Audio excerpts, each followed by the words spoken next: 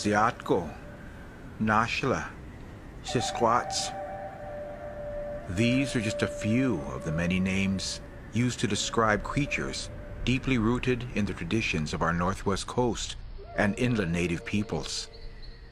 One such creature is more commonly referred to as Sasquatch. The height was the first thing that caught me, and it had to be maybe between 7 and 8 feet. The other thing that seemed impossible was the length of the arms. The hands were at knee level. I think one person has asked me why I didn't shoot it, and I guess the only answer I have to that is that I had an elk tag, and it wasn't an elk. Long ago, giants walked through the stories of native people from the coast to the mountains and beyond. Some tales tell of creatures covered in hair, walking upright, who hide among the trees.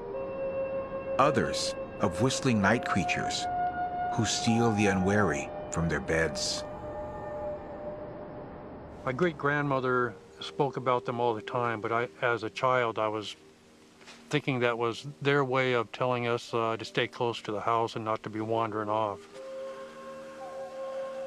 I saw a group of deer in the road, and I thought, well, I'm going to stop the truck, get out, and take a picture of the deer.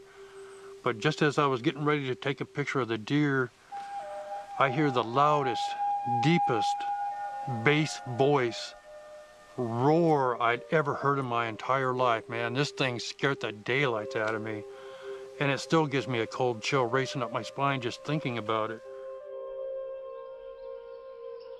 Perhaps these creatures are just a legend, but legends have often been a way to show respect for the natural world and to acknowledge that we do not know everything about the place we call home.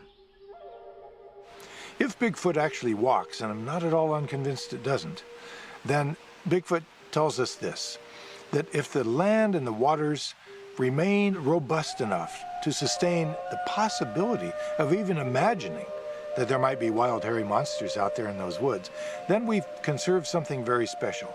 We've conserved the possibility of wildness around us.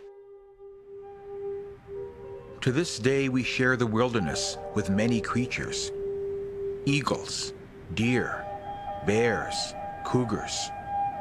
Perhaps there are more to discover. In the deep forest of the Pacific Northwest, the boundary between myth and reality can seem as fragile as the morning mist.